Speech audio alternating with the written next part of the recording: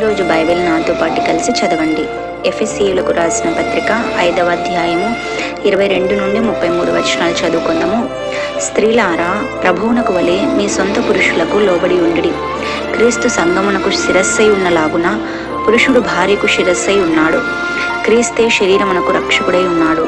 సంఘం క్రీస్తునకు లోబడినట్టుగా భార్యలు కూడా ప్రతి విషయంలోనూ తమ పురుషులకు లోబడవలెను. పురుషులారా, మీరును మీ భార్యలను ప్రేమించుడి.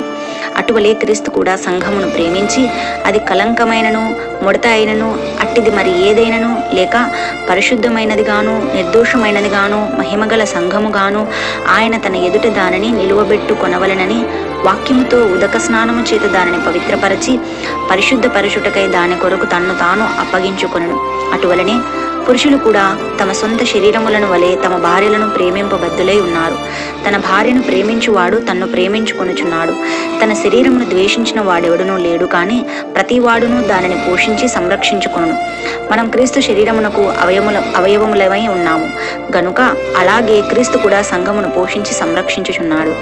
ఈ హేతువు చేత పురుషుడు తన తండ్రిని తల్లిని విడిచి తన భార్యను హత్తుకొను, వారిద్దరూ ఏక శరీరమగుదురు. ఈ మర్మం గొప్పది. అయితే నేను క్రీస్తును గూర్చియు సంఘమును గూర్చియు చెప్పుచున్నాను. మెట్టుకు మీలో ప్రతి పురుషుడును తనను వలె తన భార్యను ప్రేమింపవలను.